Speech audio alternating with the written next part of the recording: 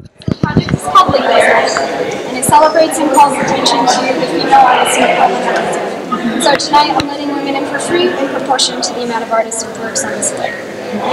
Okay. So you can think of these female artists as sponsoring female artists. Statistics about the amount of women artists involved in, or their work shown in various museums. I think it was 15% on display in Portland Art Museum.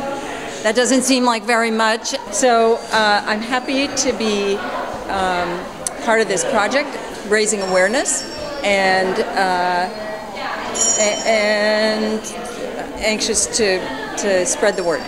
I think it's a pretty cool way for people to sort of take notice of how few female artists there are in this museum. And from what I understand, each one of these is every single female artist in the museum, so you can really get an idea of the percentage versus male artists. I think it's a pretty cool project. I don't know, I haven't really seen any other ones of these since I've been walking around, so there's not a whole lot out there.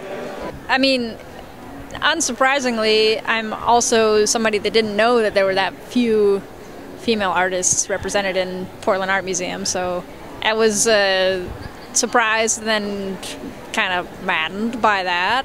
If the aim is purely to raise awareness about that issue, it was very effective. Like I said, we become more aware of it, but like, what do you do after that? I don't know.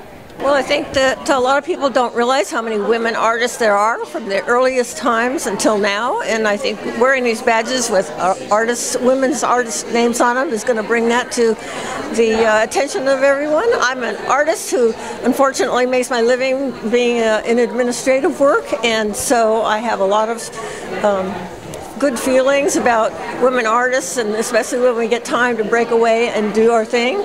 I think we just have to make choices about how to find the time, how to give ourselves permission, and just to remembering the value of what we leave for everyone else to see. To